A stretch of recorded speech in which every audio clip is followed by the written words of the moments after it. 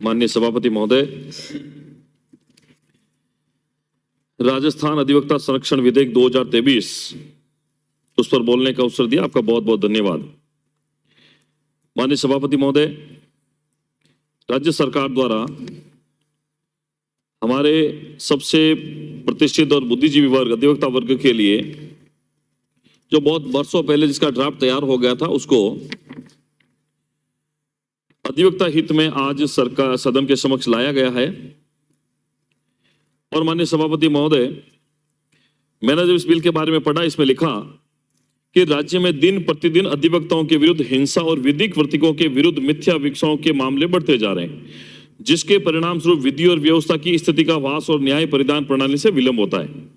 इसमें लिखा कि हिंसा और विधिक वर्तकों के विरुद्ध, माननीय सभापति महोदय, मैं कहना चाहता हूं कि राजस्थान में जिस प्रकार से वर्तमान कांग्रेस सरकार गठन के बाद में अपराध में जिस प्रकार की वृद्धि हुई है, उसके कारण तो ये घटना हुई है। आज अगर कोर्ट के अंदर वकीलों की हत्या नहीं होती, अपराध नहीं होता, तो इस बिल को लाने की क्या आवश्यकता थी? तो मैं कहना चाहूंगा माननीय सभापति महोदय कि राजस्थान सरकार को जहां विकास के मामले में नंबर 1 होना था, विकास के मामले में आगे होना था, अपराध के मामले में इतना आगे बढ़ गया, क्या सरकार को अधिवक्ताओं की मांग पर उनके संरक्षण के लिए यह अधिवक्ता बिल लाना पड़ा। और माननीय सभापति महोदय, जो हमें मूल बिल दिया गया था, उसके बाद जब अधिवक्ताओं का दबाव पड़ा, बार काउंसिल का दबाव पड़ा, तो उन्होंने इस बिल में 3 मुख्य रूप से क्लॉज जो चेंज किए हैं, उसके बारे में निवेदन करूंगा माननीय सभापति महोदय। क्लॉज 3, क्लॉज 9 और क्लॉज 11। इसमें क्लॉज 3 जो कहता है, prohibition of assault, grievous hurt, criminal force and criminal intimidation, उसको offence, advocate shall be an offence. उसके बाद क्लॉज 9 में उसको आपने डिलीट कर दिया। क्लॉज 11 में, in clause 11 of the Rajasthan advocate protection bill 2023, bill number 13 of 2023, for the existence expression 3 years in the expression 2 years be substituted। ये उसके बाद में जब बिल सदन में रखा गया, उसके बाद में जब बार काउंसिल का दबाव पड़ा, उसके बाद में ये कुछ संशोधन, री अमेंडमेंट करके वापस हम सबको दिया गया। और माननीय सभापति महोदय, मैं ये निवेदन करना चाहूंगा, मैं भी एक वकील हूं, मैंने भी प्रैक्टिस की है। कुछ दिनों की प्रैक्टिस के बाद में जब मुझे चुनाव लड़ने का मौका मिला, पार्टी ने चुनाव लड़ाया, मैं जीता या सदन में आया, तो मैं वकील समुदाय के जो प्रारंभिक समय होता है उसके बारे में उससे ज्यादा मैं भी वाकिफ हूं। और हमारा संविधान कहता, हमारा लोकतंत्र कहता है कि कोई भी व्यक्ति ज्ञान के अभाव में और पैसे के अभाव में न्याय से वंचित नहीं रहे। ये पूरे भारत देश में प्रत्येक उस ग्रामीण क्षेत्र में बैठे व्यक्ति के लिए है कि उसके पास पैसा नहीं है, उसको ज्ञान की जानकारी नहीं है, तो वो न्याय से वंचित नहीं रहना चाहिए। और इसलिए जब 2 पक्षों के बीच में विवाद होता है, तो अधिवक्ता वर्ग एक ऐसा वर्ग है जो हम सबको पैरवी करने के लिए वह कोर्ट के माध्यम से हमारी मदद करते हैं, और उसको बहुत बुद्धिजीवी माना जाता है, और उनके संरक्षण को अधिकार भी मैं मानता हूं कि उनको मिलना चाहिए।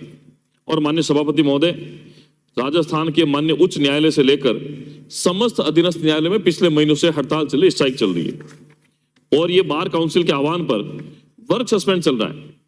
और इस प्रकार का वातावरण मैंने पहली बार देखा कि राजस्थान में न्यायिक कार्य का बहिष्कार किया जा रहा वकील समुदाय के द्वारा।